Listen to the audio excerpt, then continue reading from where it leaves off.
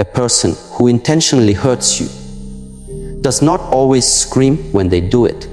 Sometimes the damage comes in silence, in absence, in carefully chosen moments of neglect, and that is how you know it was never an accident. Take a breath here and feel what that truth does in your body. Because when pain is subtle, when betrayal is precise, when your spirit feels the sting but your mind keeps making excuses, that is where inner suffering begins. We often think hate must look like rage, like yelling, like violence. But no, the most dangerous hatred is quiet. It calculates. It chooses the exact words that will break your self-esteem. It waits until you're vulnerable to withdraw affection. It pretends not to notice your pain. And the worst part, it does not flinch when it sees you suffer. When someone harms you with intention, it is not merely an action. It is an expression of their inner landscape. Their choice to damage rather than dialogue, to destroy rather than understand, to act with precise cruelty rather than chaotic confusion. These are not just signs of emotional immaturity, but of spiritual misalignment. And yet, when it happens to us, we rarely recognize it immediately. We try to rationalize. We search for what we did wrong. We blame ourselves. We wonder if we misunderstood. But wisdom begins where denial ends. There is a story from the Shaolin tradition. A student once asked the master, "How do I know if a tiger means to kill me or if it is just playing?" The master replied, "A tiger that plays will never draw blood. If you are bleeding, stop pretending it was a game." This teaching holds great relevance in human relationships. Sometimes we excuse damage as a misunderstanding. We believe the person was having a bad day, that they didn't mean it. But over time, patterns reveal intention. A one-time hurt may be an accident, but repeated emotional cuts, delivered with awareness of your sensitivities, are not mistakes. They are messages. And here is what most people fail to understand. Intentional damage does not always scream. It whispers. It manipulates. It waits for your vulnerability and chooses that precise moment to strike.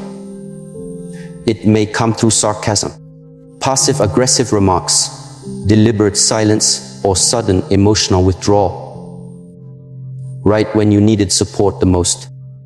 The pain it causes is not chaotic, it's calculated. And therein lies its true cruelty. When someone hits you once in anger, you feel the sting. But when someone undermines your worth slowly, persistently, with careful words and subtle acts, it begins to erode your sense of self. Not all weapons are loud. Some are psychological. And when those weapons are wielded with knowledge of your heart, it's not just unkind, it is intentional destruction. Why does a person who hates you often avoid direct confrontation?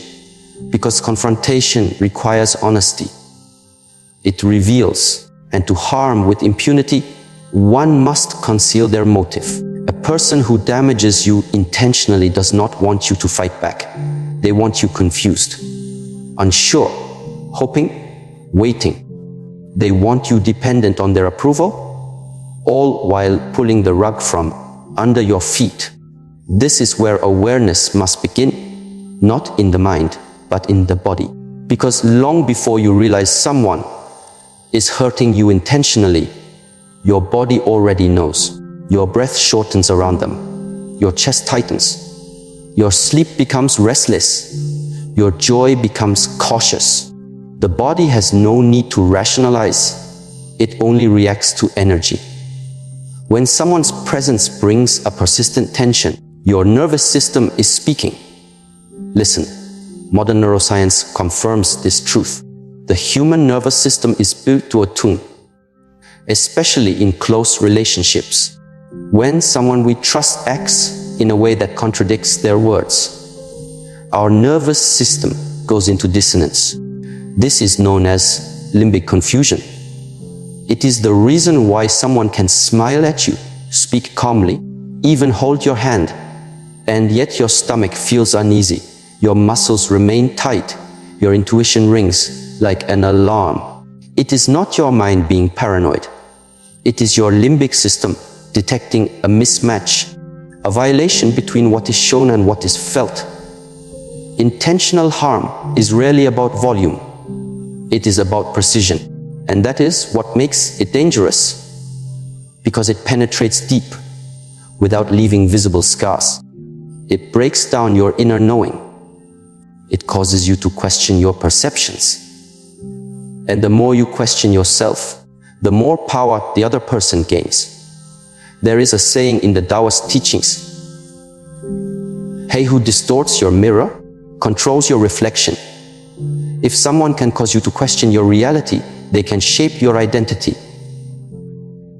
And this, for many who hate in silence, is the goal. Not just to hurt you, but to remake you in a weaker image. It often begins subtly. A partner who consistently jokes about your dreams, calling them silly or unpractical. A friend who only compliments you when you're down but grows silent when you succeed. A family member who remembers every mistake but never your efforts. These are not random lapses. Over time, they condition you to associate connection with self-betrayal. And that is how you begin to shrink yourself to maintain peace. But peace built on self-erasure is not peace, it is captivity. To heal from this, one must first acknowledge the truth. Not everyone who hurts you does so accidentally. Some do it because they feel powerless within. And instead of facing their inner suffering, they project it onto others, especially those who carry light, warmth, or sensitivity. If you shine too brightly, if you love too freely, if you dream too wildly, you become a mirror that reflects their own limitations. And in their hatred, they attempt to break the mirror rather than change themselves. Understanding this brings clarity, not blame. It is not your responsibility to fix someone who chooses to harm. It is your responsibility to recognize when harm is deliberate and to withdraw your energy from it. That is the first act of self-respect, but many struggle with this, because those who damage you intentionally often pretend to care. They offer just enough warmth to keep you hoping. They may apologize briefly, only to repeat the same wound again. This creates an addictive loop in your brain. Intermittent reinforcement, psychologists call it. Your mind begins to chase validation from the very source of pain, hoping that one day they'll see your worth. But let us be clear, seeking love from a person who hates you is like begging for water from a poisoned well. What you drink may feel quenching, but it is laced with sickness. And the longer you drink, the more confused your soul becomes. So how do we free ourselves? The first step is awareness, not just mental awareness, but physical presence. Come back into your body. Sit in silence. Place your hand on your heart and ask, do I feel safe with this person or only attached? There is a difference. Attachment is fear-based. It clings, it doubts, it obsesses. Safety, on the other hand, is grounded. It allows you to breathe fully, to speak freely, to relax into your being. If someone's presence causes your body to contract again and again, listen to that. You do not need a justification. You do not need permission. You need alignment. This brings us to the physiological damage that occurs when we remain in the orbit of those who hurt us deliberately. Chronic exposure to emotional cruelty activates the body's stress response. Cortisol levels rise. Heart rate variability decreases. Your breathing becomes shallow. Digestion slows. The immune system weakens. Over time, this leads to fatigue, brain fog, emotional numbing, and physical illness. the body begins to collapse under the weight of constant self-protection. In relationships where harm is intentional, the nervous system becomes hypervigilant. You're always anticipating the next blow. And even when it doesn't come, the anticipation alone drains your energy. You are not living, you are surviving. But the body, just like the spirit, can recover. Begin with the breath, deep, slow inhalations through the nose, and even slower exhalations through the mouth. This simple act signals the parasympathetic nervous system to activate, calming the fight or flight response. With practice, breath becomes the bridge between chaos and clarity. Practice grounding. Stand barefoot on the earth. Feel the weight of your body supported. Stretch slowly. Move with intention. Let the body remember what safety feels like, because when you return to your body, you return to your power.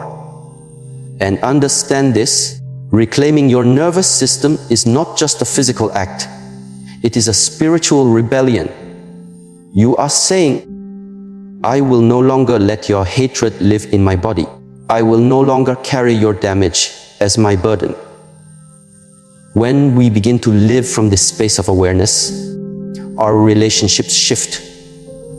We stop explaining ourselves to those who are committed to misunderstanding us. We stop justifying our needs to those who weaponize them. And we stop believing that someone who chooses to harm us will one day decide to heal us. Do not let their silence become your shame. Do not let their control become your identity. Your soul is not a battlefield. It is a garden. But a garden must be protected. Not everything is allowed to enter. Not everyone deserves to walk among your flowers. It is not hatred to protect yourself from those who damage you intentionally. It is love. Love for yourself. Love for your future. Love for the version of you that has waited years to feel free. And the moment you choose this love, the moment you choose to believe your body, your breath, in your knowing, you begin to heal. Not because the damage didn't happen, but because it no longer defines you. From this place, we move forward. Not in fear, not in anger, but in wisdom. And this wisdom, once awakened, changes everything. In moments of deep emotional pain, when the words of others slice through our sense of peace, the natural reaction is to strike back. To defend, to explain, to shout our innocence into the silence. But this response, while human, is not always wise. The body, stirred by pain, surges with energy. The heart beats faster, the breath quickens, the fists may clench. Yet in this very moment of heat, the ancient teachings remind us stillness is the greatest form of strength. From the Shaolin perspective, the one who reacts is always at a disadvantage, because reaction is not choice, it is habit. And habitual reaction, especially in relationships where harm is deliberate, only feeds the cycle of suffering. The person who seeks to damage you wants your reaction. They want your fire. They want you off-center. When you respond in anger or desperation, they feel power. But when you remain still, calm, grounded, rooted like a mountain, they are disarmed. Because stillness cannot be manipulated. It is a language the unconscious does not understand. There is a teaching in Eastern philosophy. To observe without becoming is to master the moment. In the heat of emotional confrontation, to observe what is arising in your body without becoming that emotion is the foundation of inner freedom. This does not mean suppression. It means awareness. It means choosing not to be possessed by anger, sadness, or fear, but instead to witness it like a passing cloud, knowing that it is not who you are. Let us take an example. Imagine a partner who knows your wounds well. They know your childhood pain. They know the words that haunt you. And in a moment of conflict, rather than discuss with care, they weaponize your past. They throw it at you like stones. The temptation is strong to scream, to cry, to retreat or retaliate.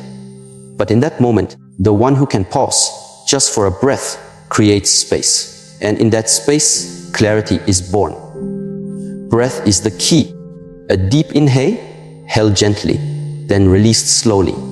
This simple act interrupts the automatic cycle of reaction.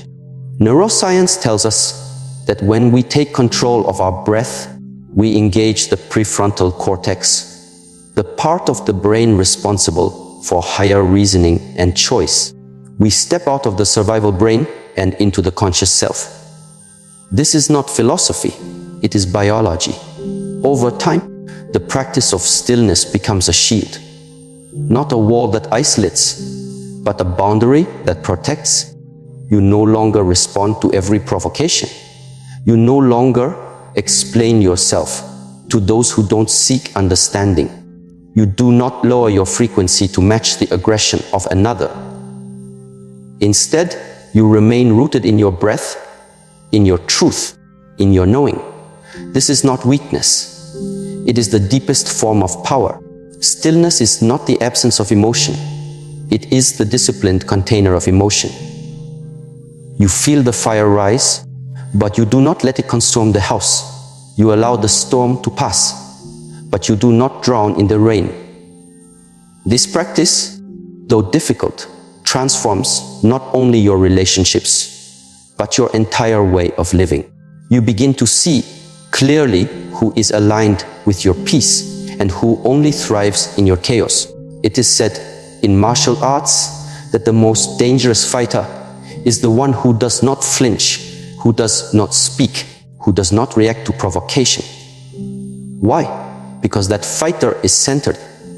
And when centered, nothing external can dictate internal movement. The same principle applies in emotional conflict. The one who remains centered holds the true power. But it takes training. Like the monk who sits beneath the waterfall, unmoved by the force of the current, you must return again and again to the posture of presence.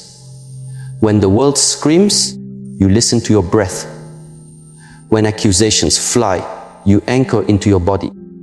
When someone tries to define you by your worst moment, you remember that you are not what you feel. You are what you do with what you feel. There is a story of a woman whose partner often belittled her in public. Subtle jabs disguised as jokes. Each time, she laughed it off, told herself it wasn't serious. But over time, she began to notice her heart shrinking. She stopped speaking up, she stopped shining. One day, she sat in silence after yet another joke that cut deep. But instead of reacting, she simply observed her breath. She placed her hand on her chest and whispered, "This is not who I am, and I will not make a home in someone's shadow." From that day forward, she changed, not with revenge, not with confrontation, but with calm, deliberate distance. She withdrew not in anger, but in alignment, and her stillness spoke louder than any argument ever could. This is the essence of emotional non-reactivity, not passivity, but purposeful stillness. It is the refusal to let someone else's storm become your climate. And from this place of clarity, something else begins to reveal itself, an even deeper truth. The people who seek to damage you with intention are often at war with themselves. Their hatred is not born from your flaws. It is a projection of their own fragmentation. You become the screen onto which they project their unresolved pain. And if you're not aware, you may begin to internalize their shadows as your identity. This is where the mirror becomes important. Everyone we meet is a mirror. Some reflect our light, some reflect our wounds, and others reflect the parts of themselves they cannot face. When someone projects their pain onto you, they are not seeing you. They are seeing a version of themselves they refuse to heal. It is easier to attack what we do not understand than to confront what we fear within. In psychology, this is known as projection, a defense mechanism where an individual denies their own attributes and ascribes them to someone else. A person who feels inadequate may call you arrogant. A person who feels abandoned may accuse you of being distant. A person who cannot forgive themselves may shame you endlessly for your imperfections. And if you absorb these projections, you begin to carry their pain as if it were your own. But there is another way. When you recognize projection for what it is, you step out of the role they've cast you in. You say, "This is not my reflection." And just like that, you stop playing the role in their unconscious play. There is a powerful line from the Buddhist teachings. The arrow that hits you is not the one they shoot, it is the one you do not remove. When someone projects their pain onto you, it may pierce. But whether you let it remain in your soul, that is your choice. Removing the arrow is not easy. It requires silence. It requires clarity. It requires the courage to see that their hatred was never truly about you. This does not mean we excuse the behavior. It means we no longer take it personally. We return their projections to the source, not in anger, but in understanding. Because understanding is what frees us. Not for their sake, but for our own. Think of the child who lashes out at a parent. The child is not evil. They are overwhelmed. The parent, grounded in love, does not react with equal fury. They breathe. They create space. They see beyond the behavior to the unmet need. Now apply this same lens to the adult who wounds with words, who cuts with silence, who manipulates with subtlety. Inside them is often a wounded child, unseen, unheard, unhealed. Their behavior is not justified, but it is understood. And from that understanding, you are freed from needing to change them. Because you finally see, it was never about you. The moment you internalize this truth, your relationships change. You no longer accept blame for emotions that are not yours. You stop dancing to the rhythm of someone else's chaos. You stop proving your worth to those who refuse to see it. You simply return to presence. And from that presence, you choose wisely. Who deserves your energy? Who earns your trust? Who belongs in the sacred circle of your heart?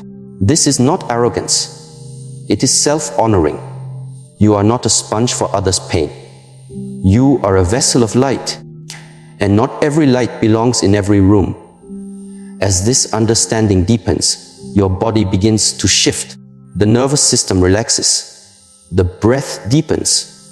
The muscles release, because the need to perform, to explain, to defend disappears. You are no longer living in someone else's projection. You are living in your truth. So the next time someone tries to pull you into their storm, ask yourself, is this mine to carry? Or am I simply standing in front of a mirror that reflects their war? And if the answer is the latter, step back. Return to your breath. Observe. Do not become. Because when you see clearly, you no longer play roles that diminish your spirit. You stand still. You stay present. You protect your peace not by building walls, but by honoring your space. Not by closing your heart, but by opening your eyes. And in this still, unshakable presence, something beautiful begins to happen. You remember who you are, and no one, not even those who seek to harm, can take that from you. When someone crosses a boundary you've clearly set, and they do so not out of ignorance, but with awareness and repetition, this is not a misunderstanding. It is an intention. And when this pattern emerges in a relationship, it reveals not a flaw in your communication, but a fracture in their respect. It is a signal, not from them, but from life itself, asking you to turn inward and ask, why do I allow myself to be near someone who thrives on diminishing my limits? In Eastern wisdom, boundaries are not walls. They are contours of self-respect. They are the visible edge of the invisible inner world. Without them, your energy leaks. Your joy becomes diluted. Your spirit, though powerful, begins to wither under the pressure of constantly accommodating someone else's chaos. There is a silence that speaks volumes, especially when your boundary is met not with consideration, but with retaliation. Think of the friend who mocks your values when you begin to grow. The partner who becomes distant the moment you claim space to rest or reflect. The colleague who interprets your silence as weakness and exploits it. In each of these cases, your boundary has touched a part of them they refuse to face. And rather than meet you with maturity, they react with control. In such dynamics, people are not rejecting your limit. They are rejecting your freedom, because your freedom exposes their insecurity. Your clarity threatens their manipulation. Your growth unsettles the scaffolding they have built around your dependence. So instead of celebrating your evolution, they push back, they test, they provoke, they ignore what you've stated plainly, hoping you will cave into your old patterns. This is not love. This is control disguised as connection. And the greatest danger is that we confuse persistence with care. They must love me, we say, because they're still here. But sometimes the one who stays is not the one who supports. You must understand this. Sometimes the one who stays is simply the one who knows how to keep you doubting yourself. And so the cycle repeats: boundary, backlash, apology, re-engagement, until you begin to feel like the very act of protecting your peace is a betrayal to them. But it is not a betrayal to them. It is a betrayal to yourself when you surrender it. There's a story told in Zen tradition of a monk who lived at the edge of a river. A traveler once came to him in distress. "Every time I try to cross," the man said, "the current pulls me under. It's as if the water wants me to drown." The monk replied calmly, "The river is not against you. It simply does what rivers do. You must learn when to step in and when to step away." So it is with relationships. Not everyone who pulls you under is evil. Some are simply untrained, unconscious. But regardless of the reason, the result is the same. You suffer when you keep entering spaces that do not honor your soul. And wisdom is learning not to demonize the river, but to respect your own threshold. In trauma-informed psychology, this threshold is known as your window of tolerance. It's the zone in which your nervous system can function with stability. When someone consistently crosses your emotional limits through shouting, belittling, gaslighting, or emotional withdrawal, your body begins to live in either hyper, vigilance, or shutdown. You are no longer present. You are surviving. And no meaningful connection can flourish in this state. Setting boundaries, then, is not a luxury. It is a biological necessity. When you state, "I cannot accept this tone," or "I need time to process before responding," or "I will not engage when I'm being manipulated," you are not being dramatic. You are regulating your body. You are choosing health over dysfunction. And though others may label this selfish, it is in fact the foundation of relational safety. But this safety does not arise from words alone. Anyone can speak a boundary. The test is whether you will act when that boundary is violated. Because energy does not respond to intention. It responds to behavior. If someone continuously disrespects your space and you remain available, your energy teaches them that your words carry no consequence. And in a world ruled by patterns, people believe your actions more than your explanations. You must remember this every time you allow a boundary to be crossed without response. You teach them how to treat you. And if they hate you for asserting yourself, it is not because you did something wrong. It is because your boundary revealed something in them they refuse to face. It exposed their entitlement. It mirrored their lack of self-regulation. It disrupted the dynamic where you played small so they could feel large. In this way, boundaries are sacred, not because they protect you from others, but because they reveal the truth of others. And once that truth is seen, the burden of illusion lifts. You no longer wait for them to change. You no longer argue for your right to be respected. You simply acknowledge this person is not compatible with the love I am cultivating within. And that realization, while painful, is also freeing. There is an ancient Taoist phrase, soft is stronger than hard. Water conquers stone. Your boundary need not be aggressive to be powerful. It can be spoken with softness, with grace, but it must be consistent. Because when firmness is rooted in inner peace, it becomes immovable. You do not need to scream to be heard. You need only to be clear and to act accordingly. Clarity is not cruelty.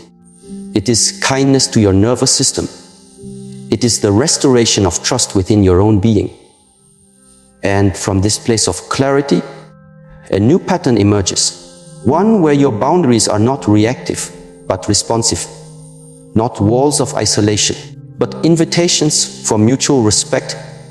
And those who cannot meet you there, they naturally fall away. Not because you pushed them, but because you stopped collapsing your truth to accommodate their comfort.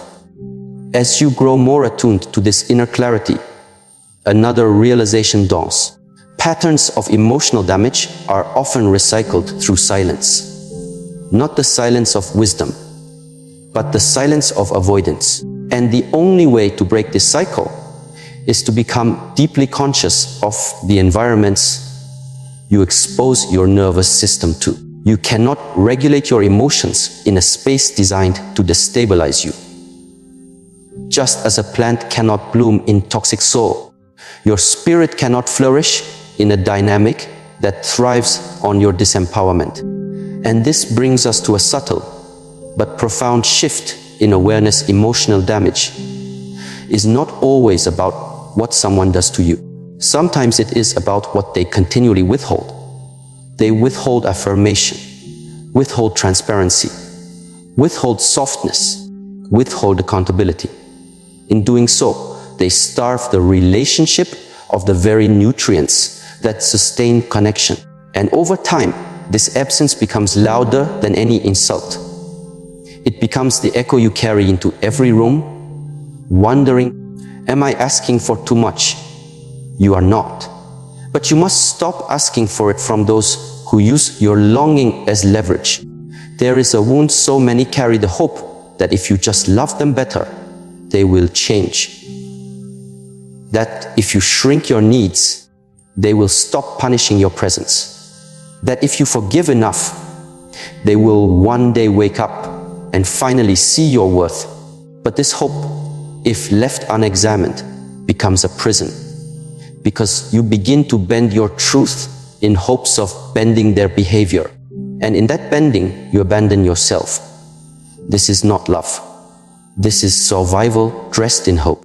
True healing begins when you recognize that the energy you invest in trying to be understood by someone who benefits from misunderstanding you is energy better spent on understanding yourself. Self-understanding births self-honoring.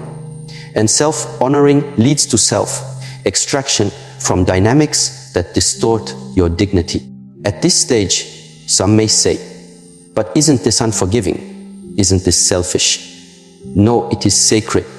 It is the practice of loving yourself enough to stop auditioning for roles in someone else's unresolved drama. And in this space, forgiveness finds its true form, not as reconciliation, not as excusing harm, but as release. The release of the illusion that you can change someone who refuses to meet you in the mirror. The release of resentment, not for their sake, but for the peace of your own body. The release of the need to carry the weight of someone else's lack of growth. As you walk this path, your posture begins to shift, not just emotionally, but physically. Neuroscience and somatic therapy tell us that when we live in environments that lack safety, the body curls in, shoulders round, jaw tightens, breathing becomes shallow. The body speaks what the mouth cannot. But when you begin to reclaim your space, internally and relationally, the body unfolds, chest opens, breath deepens, spine lengthens.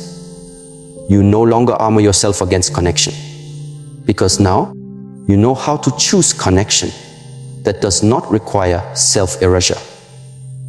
This is the essence of nervous system sovereignty, to be able to enter a room, a conversation, a relationship, and remain in your body, to breathe fully, to speak truthfully, to move freely, to feel safe not because others behave, but because you know how to leave when they don't. It is a quiet kind of power, but it is unmistakable. You do not need to convince anyone.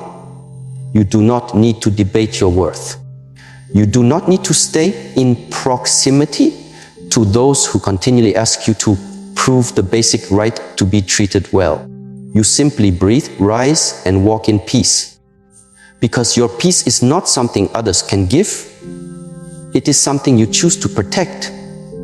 And in that choice, you teach others not just how to treat you, but how to treat themselves. You become a mirror not of their wound, but of their possibility. Not all will choose to see, but some will. And for those who do, your presence becomes a path, a quiet invitation to rise.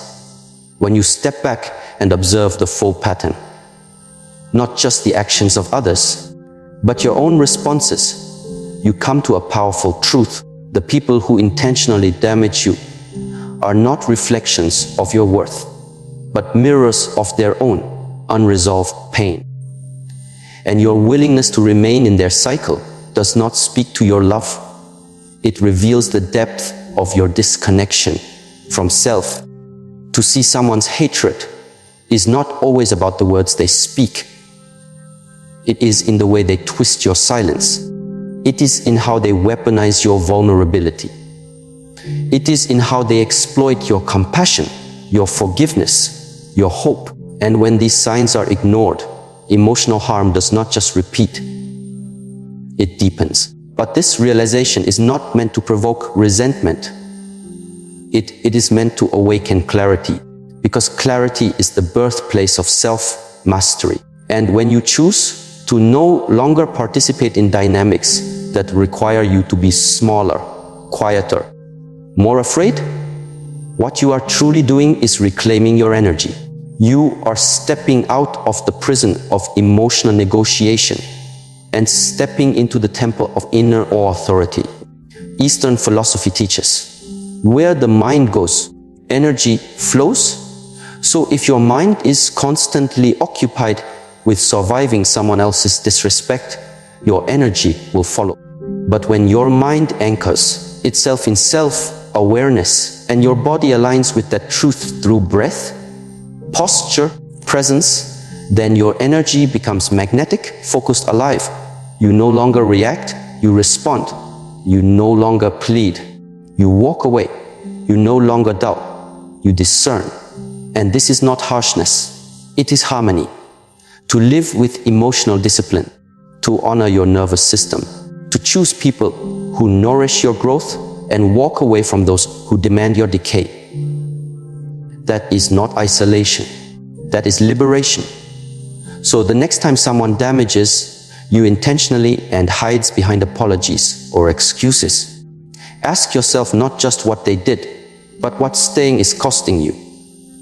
Is it costing your peace, your health, your sleep, your ability to trust yourself, then it is too expensive. You owe no one your continued presence at the cost of inner freedom. And when you begin to understand this, not just in your mind, but in your cells, in your breath, in your choices, then even the most subtle act of self-respect becomes a revolution. The journey forward is not about becoming cold. It is about becoming clear. Not about being feared, but about being firm. Not about carrying pain, but about learning from it, transforming it into wisdom, into strength, into deeper compassion that no longer requires self-betrayal to be expressed. This is what it means to live with stillness in the heart and fire in the soul. To see clearly, to speak truthfully, to walk peacefully, and to love, not at the expense of your dignity, but as an expression of your highest alignment. This is self-mastery. This is your path. And now you know the way.